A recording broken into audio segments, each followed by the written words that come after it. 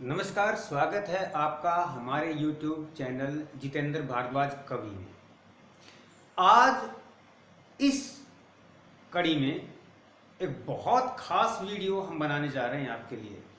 ये केवल 9वीं, 10वीं, 11वीं, 12वीं कक्षाओं तक ही सीमित नहीं रहेगा, बल्कि छठी क्लास या उससे पहले शुरू करके और जो बच्चे किसी भी प्रकार की प्रतियोगिता परीक्षा देने बैठने वाले हैं या तैयारी कर रहे हैं, उनके लिए भी बेहद जरूरी होगा।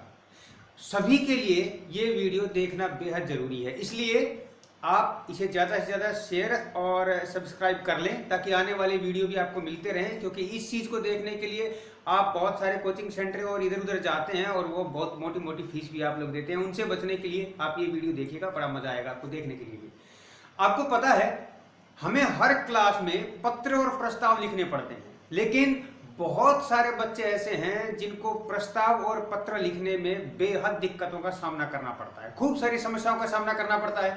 लेकिन मैं कह सकता हूं कि ये वीडियो देखने के बाद आपको कभी कोई प्रस्ताव याद नहीं करना पड़ेगा, क्योंकि ये वीडियो एक बार में ही आप तक नहीं पहुंच सकता, इसलिए 2 या 3 पार्ट में आप तक आएगा ही। लेकिन इसको देखने के बाद आपको कभी प्रस्ताव याद नहीं करना पड़ेगा, आपको स्वतः ही सारे प्रस्ताव याद होंगे। आप जब भी कोई प्रस्ताव, केवल आपको कोई नाम बताएगा और आप प्रस्ताव लिख देंगे। कैसे, मैं थोड़े से शेयर कर लेता हूं। आज का यही हम शुरू करते हैं, आइए देखते हैं निबंध लिखने का तरीका। क्या है निबंध लिखने का तरीका? सबसे पहले तो हम ये समझें कि मुख्य रूप से निबंध होते कितने प्रकार के हैं। वैसे तो 2 ही प्रकार के होते हैं, लेकिन उन 2 प्रकार के अलग अलग और भाग हो जाते हैं। तो मैं उन बारीक भागों में जो बच्चों के काम की चीज है वहां तक लेकर आपको जा रहा हूं। तो हम ये दिखाऊंगा मैं आपको कि कितने प्रकार के निबंध हम लिख सकते हैं, उन 2 प्रकारों को छोड़ के जो मुख्य हैं। पहला हम लेते हैं समस्यात्मक निबंध। देखो, जीवन में हमेशा आप देखेंगे 2 प्रकार की समस्याओं का सामना हमें करना पड़ता है। एक होती है प्राकृतिक समस्याएं जो प्रकृति हमें प्रदान करती है, चाहे वो बाढ़ है, भूकंप है, ओलावृष्टि है, अतिवृष्टि है या तेज धूप है, मतलब कुछ भी जो प्रकृति हमें प्रदान करती है, वो एक प्रकार की समस्या। तो एक प्रकार की समस्या हो गई प्रकृति प्रदत्त, जो प्रकृति हमें देती है। दूसरी प्रकार की समस्या कौन सी होती है? दूसरी प्रकार की समस्या वो होती है जो हम खुद पैदा करते हैं, यानी मनुष्य जनित, मानव जनित, मानव प्रदत्त। ये कौन कौन सी प्रकार की समस्याएं होती हैं? इनमें आप ले लो, दहेज प्रथा है, आतंकवाद है और इस तरह की ढेर सारी समस्याएं आप देख सकते हैं जो आपके चारों ओर आपको देखने के लिए स्वतः ही मिल जाएंगी। जैसे जनसंख्या वृद्धि भी इसी में शामिल कर सकते हैं, बहुत सारी समस्याएं। तो 2 प्रकार की समस्याओं का सामना हमें अपने पूरे जीवन में करना पड़ता है, एक प्रकृति प्रदत्त और एक मानव प्रदत्त। अगला निबंध देखते हैं। एक निबंध हमारे पास आता है पर्व का। किसी भी पर्व से संबंधित हमसे प्रस्ताव पूछा जाता है, निबंध लिखने के लिए कहा जाता है।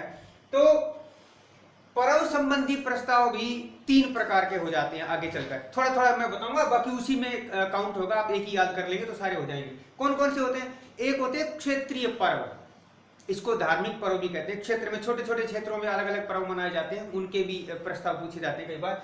एक होता है धार्मिक पर्व जो बड़े लेवल पे, जैसे दिवाली है, ईद है, होली है, ये सब। और एक तीसरा होता है जो होता है राष्ट्रीय पर्व, जैसे हमारे 26 जनवरी है या इस तरह से जो भी पूरे राष्ट्र को एक साथ मनाने होते हैं, वो होते हैं राष्ट्रीय पर्व। तो ये 3 प्रकार के पर्व हो गए हमारे पास।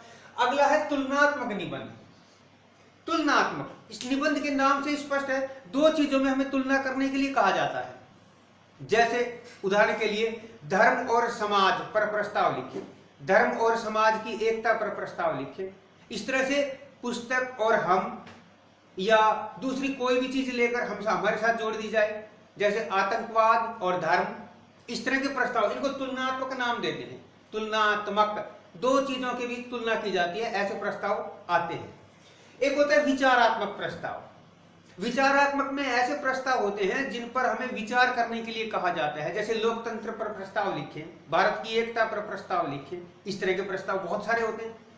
एक होता है एकल प्रस्ताव। एकल प्रस्ताव में दोनों चीजें शामिल कर लेंगे, कोई भी वस्तु या कोई भी व्यक्ति किसी वस्तु पर प्रस्ताव लिखने के लिए आ जाता है। जैसे मान लीजिए पुस्तक पर प्रस्ताव लिखे और ढेर सारी चीजें, किसी पर पेन पर प्रस्ताव लिखे, मोबाइल पर प्रस्ताव लिखे, बोर्ड पर लिखे, ढेर सारी चीजें हो सकती हैं। व्यक्ति से मेरा मतलब केवल व्यक्ति नहीं है, बल्कि वो सारी चीजें भी इसमें शामिल कर देंगे जो जीवित होंगी। जैसे गाय पर प्रस्ताव लिखे, महात्मा गांधी पर प्रस्ताव लिखे, बिल्ली पर प्रस्ताव लिखे। इस तरह से हम ढेर सारे प्रस्ताव लिखते हैं और इनको समझते भी हैं, लेकिन मैं ये कह रहा हूं कि आज मैं एक प्रस्ताव आपके सामने एक तरीका बताऊंगा, और ये तरीका क्योंकि मैंने बता दिया एक पार्ट में नहीं समा सकता, इसलिए 2 या 3 पार्ट मुझे करने पड़ेंगे क्योंकि ज्यादा नहीं देखा जा सकता। तो 2 या 3 पार्ट में आप इनमें से कोई भी प्रस्ताव आपके पास आ जाए, क्योंकि किसी भी एग्जाम में बैठेंगे तो इनमें से कोई ना कोई एक प्रस्ताव जरूर आपको मिलेगा, इसमें कोई दो राय नहीं है। आप कहीं भी जाकर तलाश कर लेना, एक प्रस्ताव इन सारे में से आपको मिलेगा जरूर, चाहे वो कोई सी भी क्लास लगा लो आप। एक बार ये तरीका आपकी समझ में आ गया तो इसके बाद आपको फिर कोई प्रस्ताव कभी याद करने की आवश्यकता नहीं पड़ेगी, आप स्वतः ही सारे प्रस्ताव लिखने के लिए स्वयं योग्य हो जाएंगे। तो आज हम बात कर लेते हैं छोटी सी एक बात की, जिसको हम कहते हैं समस्यात्मक निबंध। पहला यही है, मैं उठाकर एक बार बताने की कोशिश करता हूं। प्रकृति प्रदत्त ये एक प्रस्ताव मान लो उठा लेंगे। सबसे पहले ये देखिएगा प्रस्ताव के अंग या भाग या घटक कितने होते हैं, कितने युगों से प्रस्ताव तैयार किया जाता है। देखिएगा प्रस्ताव में मुख्य चीज होती है भूमिका। भूमिका में हमें यह बताना होता है कि किस चीज से संबंधित हम प्रस्ताव लिख रहे हैं। जैसे उदाहरण के लिए मैंने समस्यात्मक प्रस्ताव उठाया और इसमें मैंने ले लिया प्रकृति प्रदत्त, क्योंकि दोनों है, मानव प्रदत्त भी है, प्रकृति प्रदत्त। प्रकृति प्रदत्त मैंने ले लिया। भूमिका में क्या लिखेंगे? भूमिका में वही लिखेंगे जो लाइन मैंने अभी थोड़ी देर पहले बोली थी कि मानव जन्म के साथ ही समस्याओं से सामना करता है। उसे 2 प्रकार की समस्याओं का सामना करना पड़ता है। एक समस्या होती है जो मनुष्य स्वयं पैदा करता है अपने लिए, और दूसरी वो होती है जो प्रकृति हमें प्रदान करती है। तो प्रकृति हमें जो जो समस्याएं प्रदान करती है उनके नाम, जैसे बाढ़ है, भूकंप है, सूखा है, ओलावृष्टि, अतिवृष्टि, भूस्खलन, आंधी, तूफान, सुनामी, ये सब नाम आप लिख सकते हैं इसमें। और इस तरह से भूमिका की अंतिम पंक्ति में हम देंगे डैश। डैश का मतलब है वो समस्या का नाम लिख देंगे जो समस्या ऊपर दी गई है। जैसे बाढ़ के लिए प्रस्ताव आ गया तो बाढ़ इनमें से एक मुख्य समस्या है। ऐसा करके हम भूमिका को पूरा करते हैं। अब दूसरे चरण में हम चलेंगे तो क्या होगा? दूसरे चरण में चलेंगे तो हमें लिखने पड़ेंगे कारण।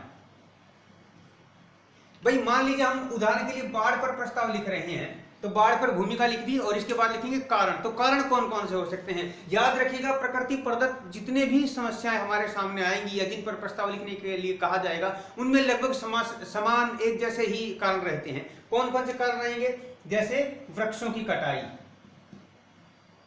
वृक्षों की कटाई। दूसरा कौन सा होगा? जनसंख्या वृद्धि, जनसंख्या वृद्धि हो जाएगा दूसरा। तीसरा कौन सा लेंगे? तीसरा कौन सा लेंगे? अब देखिए एक चीज और छोटी सी मैं बता दूं। जब जब प्रकृति हम पर कोप करती है, कोप मतलब क्रोध करती है, गुस्सा करती है, तो उसके पीछे सबसे बड़ा कारण होता है प्रदूषण। ये सबसे मुख्य कारण है। यदि प्रदूषण नहीं होगा तो फिर ये सारी चीजें बच जाएंगी। इसके बाद एक और, हम लोग जो सबसे बड़ी गलती कर रहे हैं, क्या कर रहे हैं हम? जल मार्ग परिवर्तन। इसके कारण से जब पानी अपना रास्ता बदल लेता है या हम उस पर बांध बना के उसे रोक लेते हैं तो जो पानी जहां जाना चाहिए था वहां नहीं पहुंचता है। तो मुख्य कारण ये, अभी तो मैं बहुत कम बता रहा हूं आपको, ये 6-7 कारण मैं आपको बता दूंगा ताकि एक जैसे ही कारण आपको मिले और हर एक प्रस्ताव आपको बड़ा आसानी से पूरा हो जाए। एक बार फिर बताऊं, वृक्षों की कटाई होती है, जनसंख्या वृद्धि के कारण भी प्रकृति क्रोध करती है। क्रोध करने का मतलब क्या है? प्रकृति जब संतुलित नहीं रहती, असंतुलन हो जाता है, प्रकृति अपना संतुलन खो देती है, तो फिर हमें क्रोध का सामना, क्योंकि हर चीज को बैलेंस बनाकर चलना पड़ता है। प्रदूषण के कारण भी ऐसा होता है, जल मार्ग परिवर्तन के कारण भी ऐसा होता है। और एक और भी चीज आप जोड़ सकते हैं, बहुत सारे स्थान पक्के हो गए, सड़कें और ये जब निर्माण कार्य हो गया तो बहुत सारे स्थान पक्के हो गए और जल अपने स्थान पर नहीं पहुंच पा रहा है। इस तरह से लिखेंगे। और फिर ये नंबर 2 थे, नंबर 2 के हिस्से हैं। और नंबर 3 पे लिखेंगे हम निदान।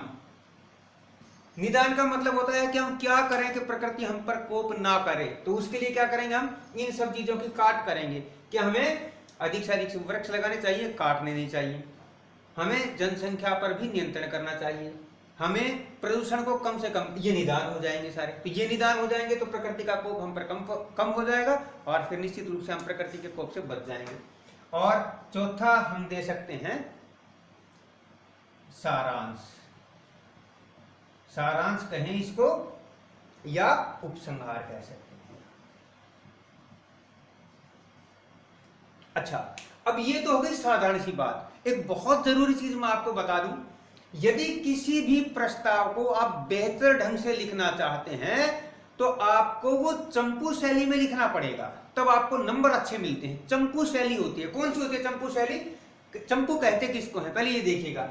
गद्य हो, गद्य का मतलब पाठ जिसको आप समझे, और जमा पद्य हो, पद्य मतलब कविता। जब ये दोनों मिल जाएंगे तो हम कहेंगे चंपू। यानी कुछ हिस्सा पाठ जैसा हो और उसमें एक या दो कुछ कविता की पंक्तियां डाल दी जाएं तो वो गद्य प्लस पद्य यानी गद्य जमा पद, और वो चंपू बन जाएगा। तो जो निबंध लिखने की शैली है वो चंपू सबसे उत्तम शैली होती है। बाकी अगले वीडियो में आपको और बेहतर चीजें बताई जाएंगी ताकि आप इसको लिखने में और आसानी महसूस करें। धन्यवाद।